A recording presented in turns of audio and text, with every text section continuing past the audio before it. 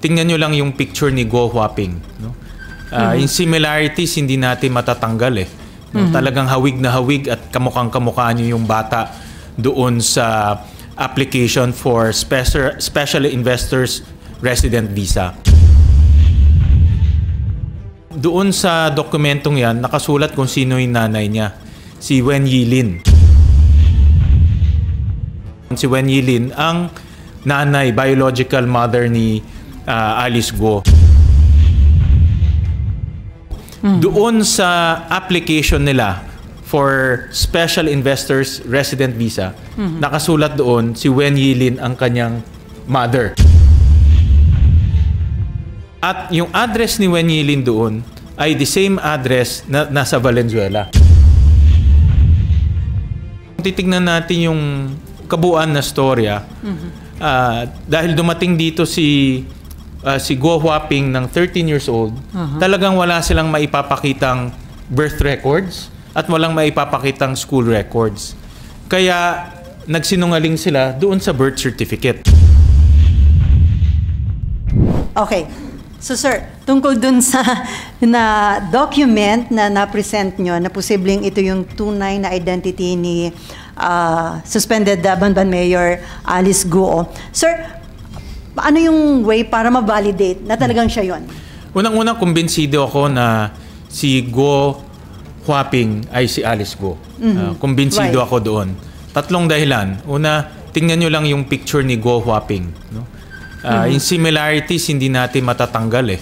No? Talagang hawig na hawig at kamukhang-kamukha nyo yung bata doon sa application for special investors resident visa. Pangalawa, doon sa dokumentong yan, nakasulat kung sino yung nanay niya. Si Wen Yilin. Yun yung sinasabi niyo before. Oo, na sinasabi natin sa mga naririnig namin information, si Wen Yilin ang nanay, biological mother ni Alice Guo. Doon sa application nila for special investors resident visa, nakasulat doon si Wen Yilin ang kanyang mother. At yung address ni Wen Yilin doon ay the same address na nasa Valenzuela. No, nakasulat doon 58 T. Santiago Street, Valenzuela. Yun ang exactly the same address na nakalagay sa incorporation papers ng mga Guo families. No? T. Santiago Street, Valenzuela City. No? So, yung papel sa special investors resident visa at yung mga incorporation papers na tugma yung address. So, ibig sabihin, consistent si Wen Yilin nakatira doon sa Valenzuela address. At pangatlo, kung titignan natin yung kabuuan na storya, dahil dumating dito si Guo Huaping ng 13 years old, talagang wala silang maipapakitang birth records at walang maipapakitang school records. Kaya nagsinungaling sila doon sa birth certificate dahil wala nga maipakitang records eh. So, ang naging daan nila para mabigyan siya ng Filipino citizen Filipino citizenship ay yung peking birth certificate na nagsinungaling yung kanyang tatay at sinabi niya na Filipino siya, Filipino si Amelia Leal, therefore Filipino si Alice Guo. No? So, in other words, pag titignan mo yung kabuuan storya, parang ngayon lumilinaw na kung bakit pineke yung kanyang birth certificate. So sir, can we say wala nang lusot si Mayor Guo dito? Ako, malinaw na si Guo Huaping ay si Mayor Alice Guo. At magbe-verify pa kami ng mga ibang information para ma-establish yan. But initially, I'm very, very confident na iisang tao si Guo Huaping at si Alice Guo. So once na may establish, sir, lalabas ba na maraming tayong batas na nilabag itong si Mayor Guo at ang kanyang pamilya? Well, unang-una yung birth certificate system natin, linabag nila. Sinabi ko nga, binaboy nila yung late registration para mabigyan siya ng Filipino citizenship. Dahil kung Filipino citizen ka, pwede ka magtayo ng negosyo, pwede ka bumili ng lupa, pwede kang tumakbo for public office. At kung titignan natin kabuuan, na nakakatakot rin yung nangyari dahil with this late registration, nakatakbo. Talagang nanalo. No? Sabi ko nga, naisahan tayo dito dahil nanalo itong kandidato na dala-dala niya yung fake birth certificate niya. No? At ang nakakatakot dito, baka may iba pang ganitong case sa Pilipinas. Hindi lang natin alam ngayon dahil hindi high profile.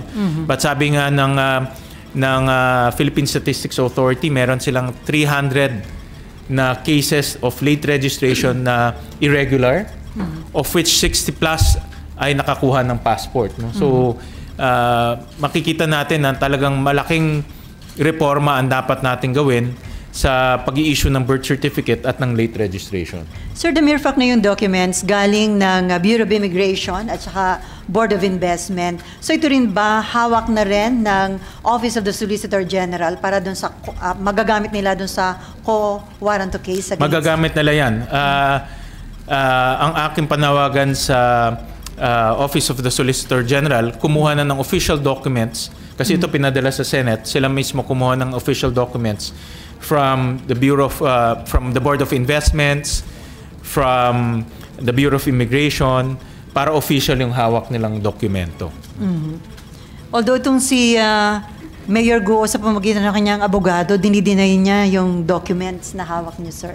Yeah, dahil ang narrative nila, nabuntis nung kanyang ima yung kasambahay. Yun ang narrative nila. But if you look at the 4 late registration birth certificate, meron na 4 Kay Alice Go, kay Sheila Go, kay Simen Go, kay Wesley Go. Pare-pareho yung nanay. Si Amelia Lial. In those 4 birth certificate, late registration birth certificate. So, ibig sabihin, 4 na beses na buntis yung kasambahay. No? So, by that alone, parang magdududa ka, diba? Na 4 na beses nabuntis yung kasambahay nila at ipinganak 4 na yung magkakapatid na yon, no? Okay, Mav. And then si Beck. Sir, ano lang po yung nakikita ninyo na posibleng motibo why they went through all these lengths para makakuha po ng Filipino citizenship? Yung naturalization process natin medyo mabusisi, no? For obvious reason, gusto nating yung mga dayuhan na gusto maging Pilipino, gusto natin masigurado na may contribution sila sa ating bansa at magiging mabuting mamamayan sila ng ating bansa. So may proseso dyan, no? Judicial, administrative, and legislative. Kung matatandaan nyo dito sa Congress, marami tayong ini-sponsor na maging Filipino, no? Iba ay sports personalities, athletes, iba ay tumutulong i-promote yung bansa natin. So alam natin itong mga taong to ay magiging produktibong mamayan ng ating bansa. Tinignan rin namin yung lahat ng legislative naturalization process for the last ilan years? 20 years? Wala kami nakitang Go Huaping o wala rin kaming nakitang Alice Go. No? So, hindi siya dumaan dito sa Kongreso. No? That's for sure. No? At nag-issue na ang PSA na walang naturalization papers si Alice Go. Nagbigay na sa amin ng certification doon. No? So, pinapacheck lang namin sa judicial kung merong naturalization process through the judicial route. But yan kasi mahirap dapat patunayan mo na maganda yung ginagawa mo dito, patunayan mo na magiging mabuting mamamayan ka.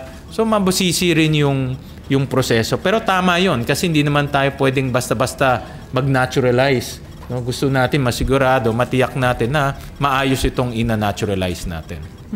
Pero obviously, sir, napakarami pa rin loopholes kaya nalulusutan, di ba? Actually, dapat tignan natin yung mas malaking larawan, the bigger picture na naaabuso talaga itong late registration natin. At ang nakakatakot dito, pwede silang bumili ng lupa. Yan ang shortcut para makabili ng lupa. In fact, nung tinignan namin records between 2008 to 2011, si Go Huaping at si Alice Go nagta-travel sila in and out of our country. So, ibig sabihin, ginamit ni Go Huaping yung kanyang Chinese passport at ginamit rin niya yung kanyang Filipino passport in and out of our country. We have the passport numbers on record. So, dalawang passport meron? Dalawang passport niya. Tumigil lang siya lumipad noong 2011. So from 2008 to 2011, nakita namin itong dalawang pangalan, si Go Huaping at si Alice Go, lumilipad at the same time. So most likely ginamit niya yung dalawang passport niya. Sir, next week may another hearing yung Committee on Women. So invited dito ulit si Mayor Alice Go at kukonfrontahin niyo ba about this Yes, document? definitely. No, i-confront namin siya at gusto namin marinig yung kanyang sagot. But by the statements of his lawyers, obviously, i-deny niya yan. Ano? So, but matibay na ito. I think itong ebidensya galing sa Board of Investments, matibay at nagpapatunay na si Go Huaping at si Alice Go, iisang tao lang. Sir, initiative ng BOI at saka ng BI yung pag-provide sa inyo ng document para makatulong sa investigation ng Senate? Hindi. Nung binigay sa amin ng BI yung passport records ng kanyang ama, si Guo Jiangjong at si Wen Yili, nakita namin na yung visa nila is Special Investors Resident Visa.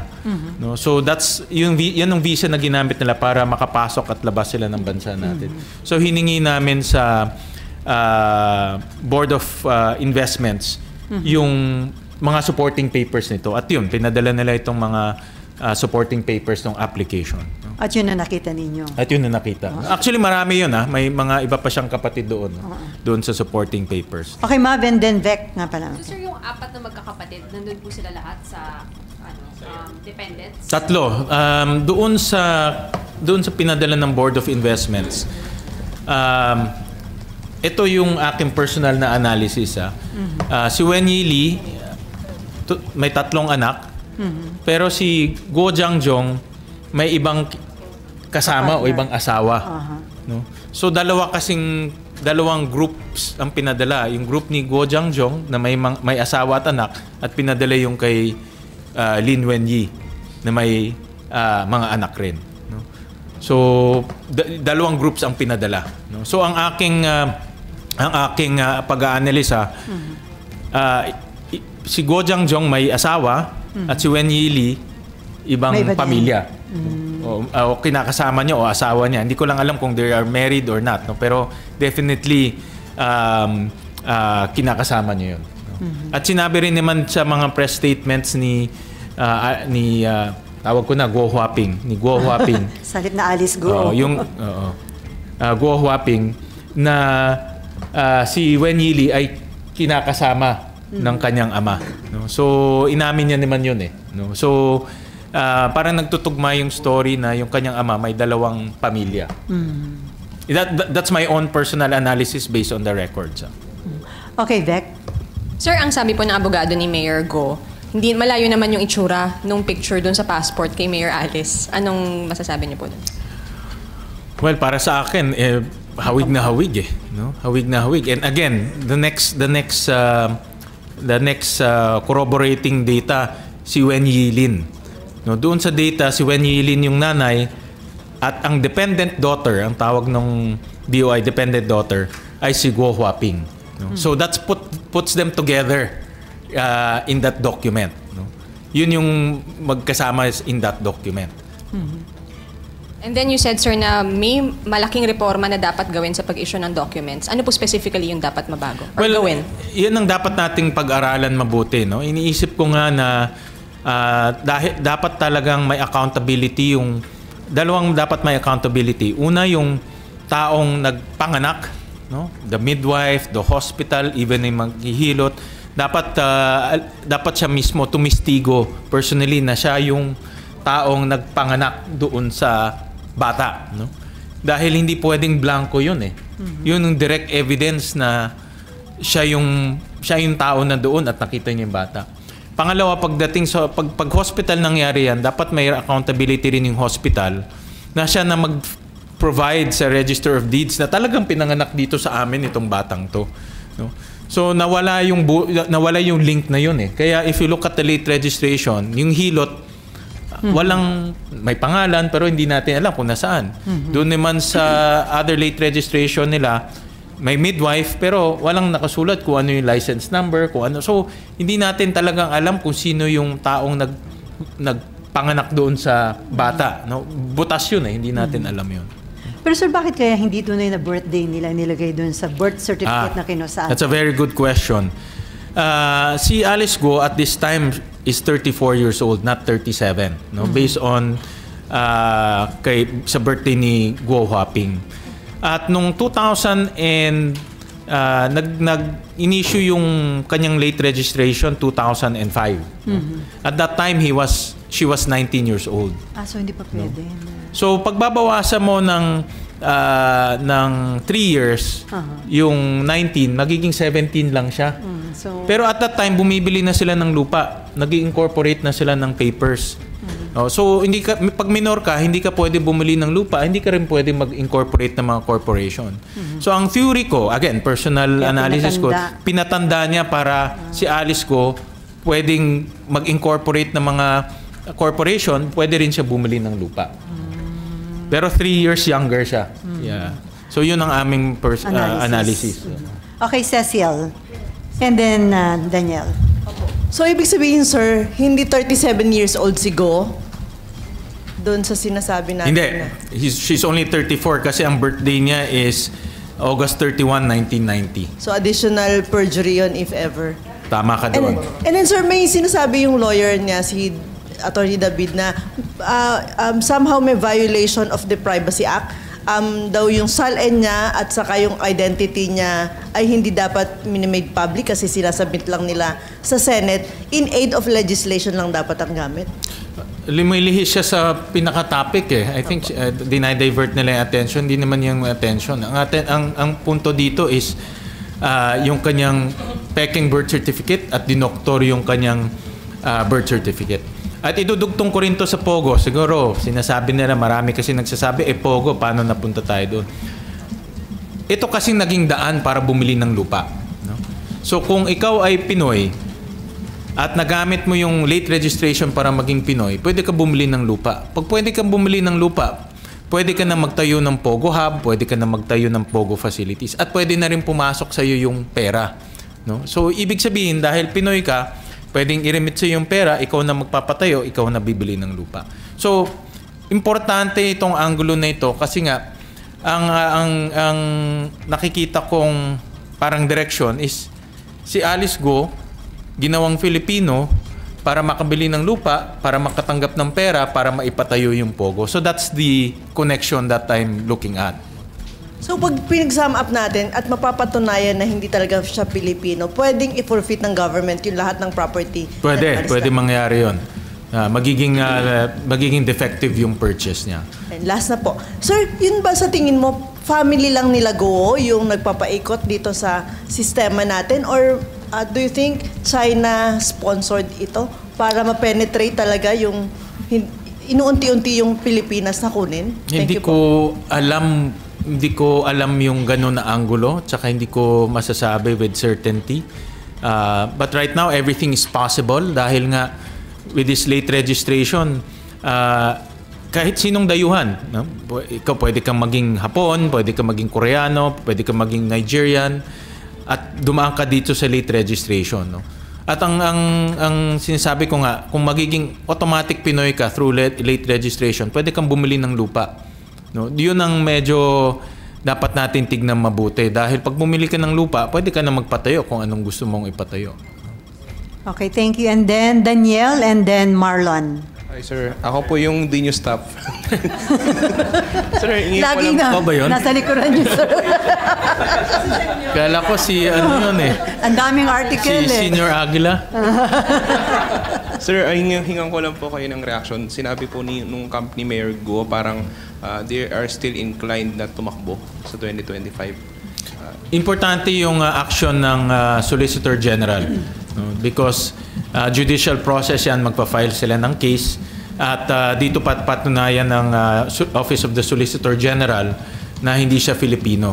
At yun na nga, nagsinungaling sila doon sa kanilang birth certificate. So importante yan. That's the first step. Dahil kung nangyari yan, then hindi na siya pwedeng mag-file ng Certificate of Candidacy. Kasi dahil isusulat mo doon, are you a Filipino? Hindi niya na ma-check yun. Yung box na yun. So, So, ibig sabihin, sir, kailangan kumilos na ng mabilisan kasi kung malapit na yung filing. Yes, tama ka doon. Yeah, that's a very good point. Dahil October na yung filing, at kung walang kaso or yung kaso pending, pwede pa siya mag-file ng certificate of candidacy niya. Pero pwede Tama siyang ka doon. ma-disqualify, sir, in case na during the campaign, lumabas yung result. Ako, I would assume, pag final niya yun, maraming taga-Bamban magpa-file ng disqualification because of this. No? Most likely, makakalaban niya bilang alkalde. No? So, magpa-file siya. So, babagsak rin doon sa hearing. Pero pag file mo, hindi automatic yun. Magkakaroon ng hearing, papatunayan mo. So, mayroon ring round of due process. Si Marlon and then Nympha. Sir, as pointed out nung mga lawyers ni Guo, sabi nila, he who alleges should prove yung allegation. Meron pa ba, sir, iba pang ebidensya, documentary na makukuha pa o mapepresent? Meron pa. Hindi ko lang masabi ngayon kasi we're still in the process of validation, pero meron pa. Na direktang magpapatunay na hindi siya Filipino dahil nanay niya si Wen Yi Lee. Meron pa. Sir, and then, what will happen kung hindi mapatunayan ni Guo yung kanyang Filipino citizenship? What will happen to her? Ang process ay nakikita kong process yan, yung kanyang birth certificate ay ma-invalidate. At since wala na yung birth certificate niya invalidated na, hindi siya magiging Filipino. No? At ang next step dyan, i-determine kung anong nationality siya. Pero siya na magde-determine nun dahil hindi na natin, Pilipinas to, hindi na natin trabaho kung ano i-determine yung nationality niya. No? Ang trabaho lang natin ay ma-invalidate yung birth certificate niya dahil nga yung mga impormasyon na binigay ay mali-mali. No? So, but ngayon kung anong nationality niya, siya na magpapatunay niyan kung ano yung magiging nationality niya. Sir, yung in connection dun sa tanong ni Mav kanina, we all know that Pogo only came into existence 2019. Doon talaga sila dumami. But there were acts committed by Guo and her father, their family, way before nung nagkaroon ng Pogo sa Pilipinas. In fact, as you earlier mentioned, nagtayo na sila, nag-incorporate sila ng iba't ibang company na it would appear na hindi naman kumikita ng malaki. Ano, sir, yung tingin nyo yung dahilan bakit niya nila dadayain yung citizenship ng mga anak, magtatayo ng company na maliliit? Do you think this part of what you previously mentioned na money laundering yung activity talaga? Hindi ko lang masabi ngayon, no? But I had a meeting with AMLAC last Friday. Nagpa-brief ako. Hindi ko lang masabi ngayon kasi I told them I'll treat that as an executive session because ongoing pa yung investigation. But definitely mabigat yung angulo ng money laundering. And we'll request AMLAC to present their findings kung kaya na next Tuesday o kung ano pang pwede nilang i-present. But definitely yung angulo ng money laundering mabigat yun. No? At I hope that AMLAC can already present some of their preliminary findings on sa hearing. No? But yung angulo na yan should be pursued. Dahil ang kinakatakutan ko, pag itong money laundering hindi natin mapipigil, pumapasok ang pera na hindi natin alam saan nanggagaling. At nagagamit yan sa politika, nagagamit yan sa iba pang hindi tamang bagay. Dahil hindi mo alam saan yung source. Hindi mo rin alam saan ang paggastos. No? At kaya if you look at the financial statements, talagang wala kang makikita doon. Pero makikita mo naman sa lifestyle ni Guo Huaping. Nakikita mo naman yung kanyang campaign, no? Nasa social media yun. Hindi ordinaryong kampanya yun. No? Yung bumababa ka sa helicopter, hindi ordinaryo yun. No? So, definitely may pinagkukunan silang pera. And then, Nympha. Sir, sa mga recommendations ng committee, likely ba kasama yung pagsasampa ng kasong perjury against the mayor? Possible yan. Possible yan. Lalo na sa kanyang father Sinabi na rin yan ng PSA, no, na pwedeng mag-file ng perjury against the father kasi yung father ang nag-file ng late registration birth certificate. At nananawagan din ako sa PSA na laliman pa yung investigasyon nila sa sindikato na nangyayari sa loob ng mga civil registrar. Ako naniniwala ako na merong sindikato sa loob dahil hindi to the first time. No? So ang PSA dapat should investigate also dahil sila yung naging butas At hanggang ngayon, tuloy-tuloy pa rin yung late registration. Kung hindi nila ma-investigate kung sino itong mga sindikato, tuloy-tuloy rin tayo nag-i-issue ng fake birth certificates. Sir, kay Mayor kasi, di ba, nung una dininay niya na meron siyang mga kapatid, pero eventually inamin niya kasi kasama Correct. niya pala pa-abroad yung isa sa mga kapatid. Si Sheila Guo. So merong inconsistencies or lying. So, yun ang magiging basis din, sir, ng recommendation ng perjury. Pwede rin yun. Dahil nga, the first hearing talaga completely outright denial doon sa dalawang kapatid niya. Pero nung second hearing, bumaliktad siya, no? Na kilala niya pala at pinoprotektahan raw niya yung mga kapatid niya sa intriga, no? Pero hindi, palusot na lang yun sa totoo lang, no?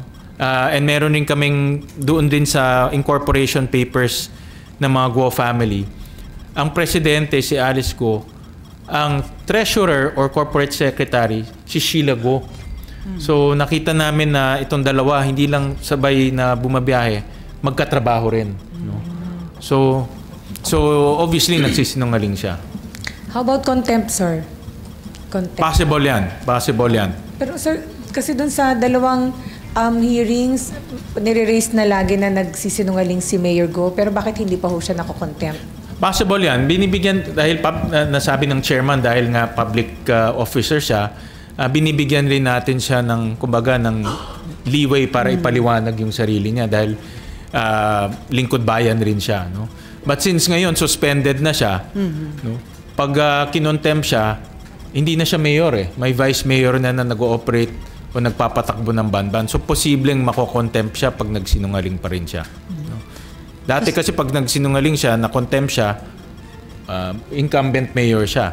But since suspended na siya at merong OIC mayor, possible na i-contempt siya pag tuloy-tuloy pa rin yung pagsisinungaling niya. Contempt and detained here in the Senate, sir. Yes. So sir, possible na patong-patong na kaso kakarapin ni Mayor Guo. Di ba, non-bailable ba yung sa human trafficking na...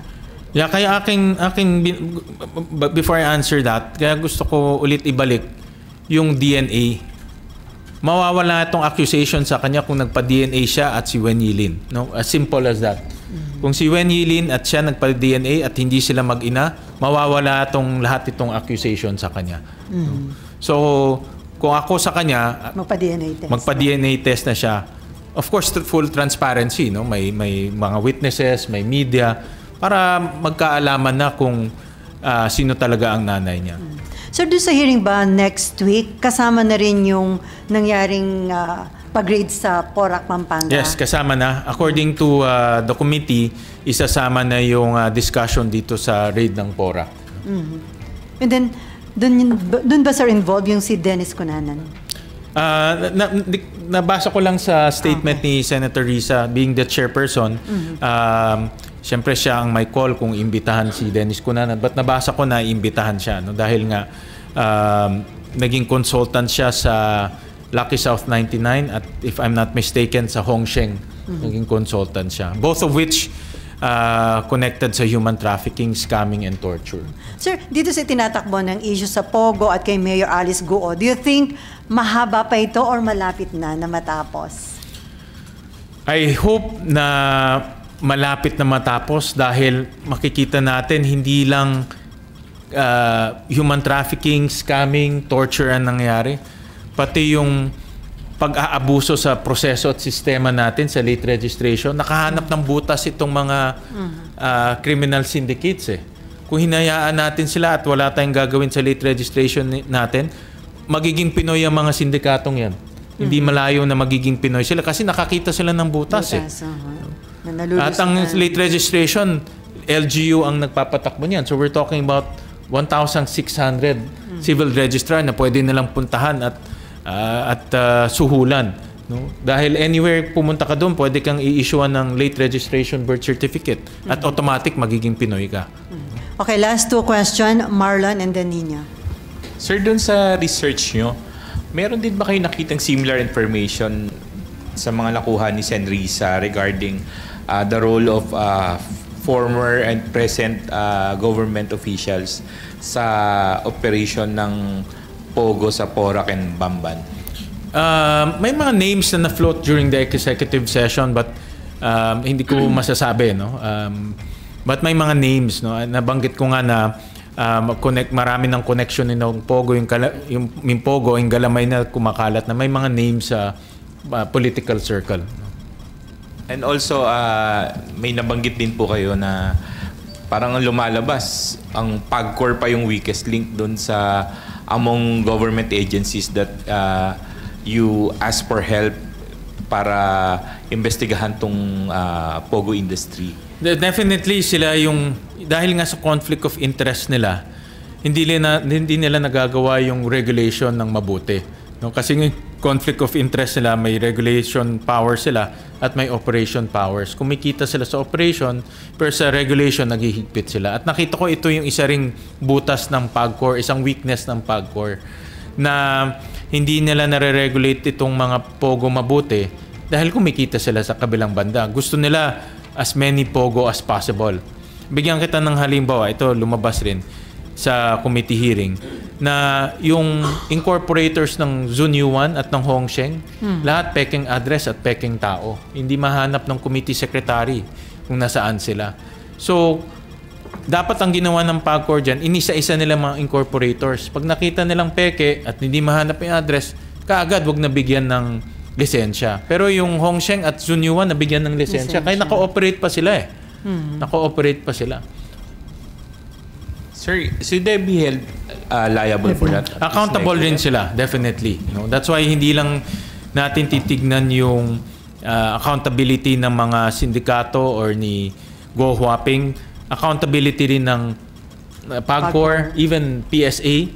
Dapat accountable rin sila dito dahil nga nakita natin na napakalaking butas sa sistema natin itong birth certificate at late registration.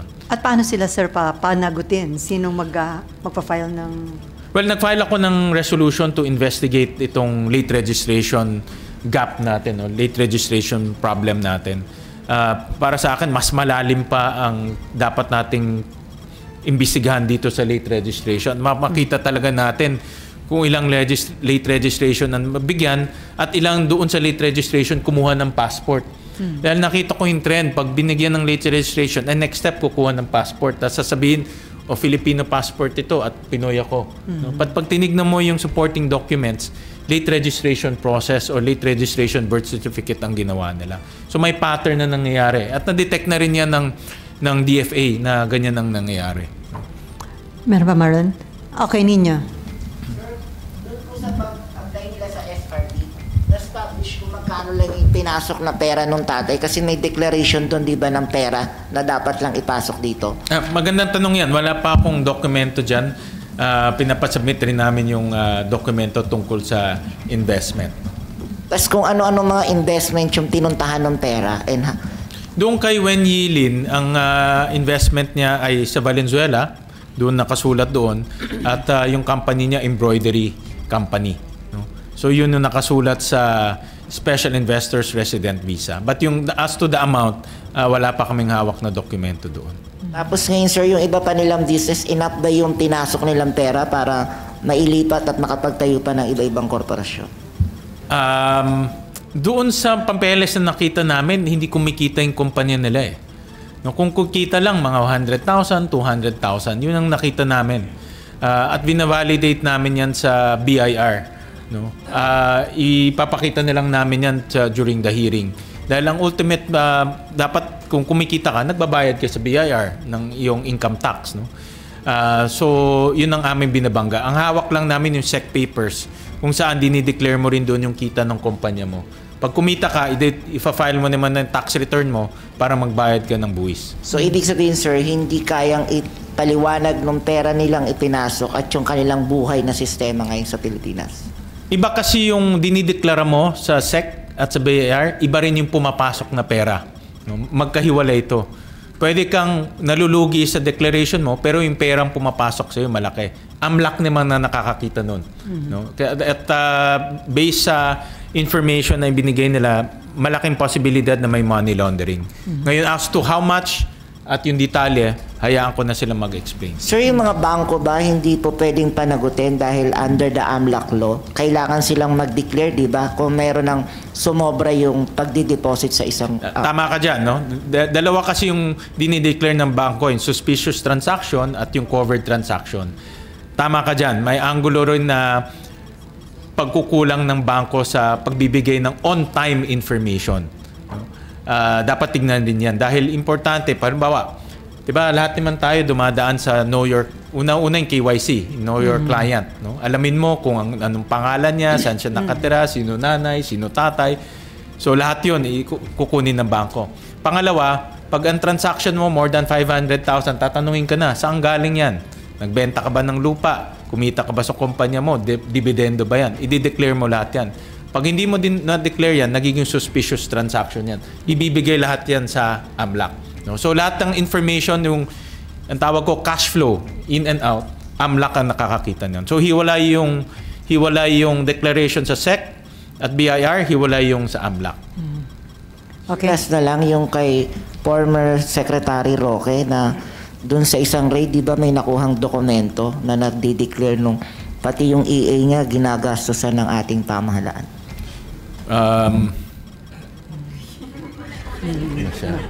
Hindi ko pa napag-aralan masyado yung angulo na yan. But definitely may nakuhang mga dokumento doon sa PORAC as to mga tanong ko kasi bakit may dokumento doon na ang pangalan Harry Roque at meron bang relasyon si Harry Roque sa kumpanya no? Doon sa Lucky South 99. Hindi ko pa honestly hindi ko pa nakita yung mga dokumento doon. So i-check niya sir kung protector o abogado siya ng mga kumpanyang 'yon? Well, chine-check namin lahat. No, let's put it this way. No, lahat ng mga lumalabas sa pangalan tinitignan namin, vina-validate. At ang importante dito validation kasi ayaw rin nating magkaroon ng pag-akusa na wala namang basehan. No? So, mga raw documents to na pinag-aaralan pa lang ngayon. No? So, ipapatawag din si Roque ng Senado? Chairman lang ang makakasagot niyan. No? Thank you, sir. Okay, Nympha. Junior, sir. Junior. Sir, isa lang po. Bukod po dun sa pag-cancel nung Filipino citizenship, kung sakaling mapatunayan, possible din po kaya yung deportation? Possible yan. Dahil kung hindi ka Filipino, dapat may visa ka dito. At since hindi naman nag-issue ang DFA ng Bureau of Immigration and DFA ng visa, then wala kang karapatan na tumira dito sa ating bansa. Dapat lumabas ka. Now, ang question, saan ka pupunta? Kasi we have to, siya mismo, dapat establish niya kung ano ba yung nationality niya. No? Kasi ang missing link nga yung nanay. Pero sir, ipadideport agad, paano kung may mga violations siyang ginawa dito? Papanagutin ba siya or enough na yung palabasin ng Pilipinas? I think titignan siguro, ang mangyayari dyan, magpa-file ng kaso. Yung mga iba't ibang ahensya, depende sa kasong ipa-file. Pero isa nga dyan, yung parang lumalabas overstaying dahil hindi ka Filipino. No? So, titignan lahat yung mga kasong yon. And sir, hindi... Teka, meron po. And sir, hindi lang si Mayor Alice, pati yung family, yung buong family ng Guo. Well, based sa Bureau of Immigration, wala na dito si Guo Jiangjong. Wala na rin si Lin Wenyi. Hindi pa namin na-check yung mga ibang personalidad. No? Pero yung dalawang allegedly magulang niya, wala na dito. Thank you po. Okay, Raymond? Sir, paano pakasal sa Filipino citizen? Filipino talaga, si Mayor Alice? Naisip ko rin yan. No? Pakasal. Naisip ko rin yan. Pero parang act of desperation na siguro yun pag gagawin. No? Hindi naman yun yung naging punto eh. No? Prospective na yun. Pero hindi naman mawawala yung liability mo sa mga ginawa mo in the past. Hindi naman siya natural. Pwede ba yun? Hindi siya natural bone, sir. Kapag napangasawa Pinoy, magiging Filipino magiging citizen Pinoy na rin siya kasi siya. asawa niya Pinoy eh. Pero hindi naman mawawala yung mga ginawa. Halimbawa, nagpakasal ka, yung mga ginawa mo sa una, liability mo pa rin yun. Yung mga sa prospective lang naman yung kasal. Yan ang claim. Yan ang claim. Sir, before... Hindi siya naturalized. Okay, Jan. Parang ganun. Protecting Para sa mga stateless person. I have to review yung mga batas na gano'n. Medyo complicated nga kasi kung ma-revoke ko yung kanyang birth certificate. Unless yung kanyang Chinese passport is still outstanding. Yun ang hindi natin alam. No? Okay. Yung last time na ginamit ni Guo Huaping yung kanyang Chinese passport is 2011. No? So merong passport number doon. Okay, may pahabol, Mav. And then meron ka pa rin, Nympha. Okay. Sir, comment lang po. Yung PAGCOR daw po kasi aside from yung mga in-issue sa POGOs, meron daw pong in-issue na license sa mga online gambling operators na targeted towards Filipino market naman. They're about 40. Hindi ko pa na pag-aaralan mabuti yan. No? But ang aking initial reaction, wag naman ito maging Isabong the second. No? Dahil kung matatandaan natin yung Isabong, ultimo mga elementary students tumataya no? At dahil ngayon GCash napakadaling kumuha,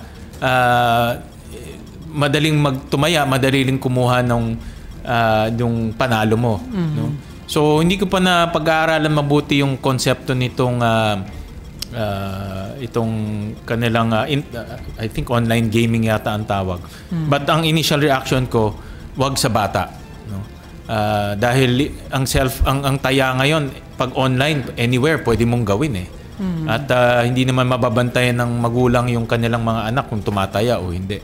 At sir, crucial dito yung role ng mga telecom companies, di ba? Ito yung online, sabi niyo nga pati doon sa mga cybercrime na involving POGO. Oo.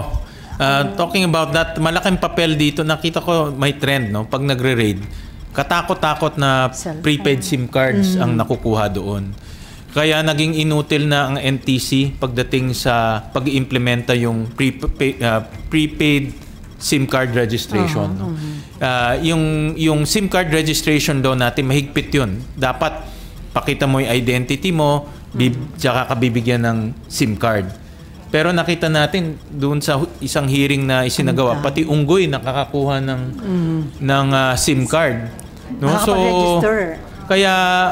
kaya nakita natin na libo-libong SIM card ang nabibili nitong mga POGO companies at mga criminal syndicates. Lahat ng mga raid mayroon talagang mga SIM cards, no? Kaya naging inutil na yung NTCs pag-iimplementa nito at naging rin sila, meron rin silang accountability diyan. Dahil hindi lang pwedeng sabihin nila na not a silver bullet or silver ultimate solution. Hindi yun. Ang punto doon, may batas tayo, dapat ipatupad yun. At hindi nila pinapatupad ng mabuti itong batas na ito. Kung meron silang legislative proposal, di mag-propose sila. But after 2 years, wala naman kaming naririnig na legislative proposal. Okay, last question from Nympha. So nakikita niyo bang flight risk si Mayor Guo? And kung if she is, kailangan i-suspend or cancel ang passport, although sabi niyo nga meron pa siyang Chinese passport. Kung may Chinese passport siya, easily pwede siyang bumalik ng China. Palamigin muna yung sitwasyon. Wala tayong magagawa dahil Chinese citizen siya. No? So, yan ang pwedeng mangyari. No? Possible yan. Possible kung talagang nagigipit na siya.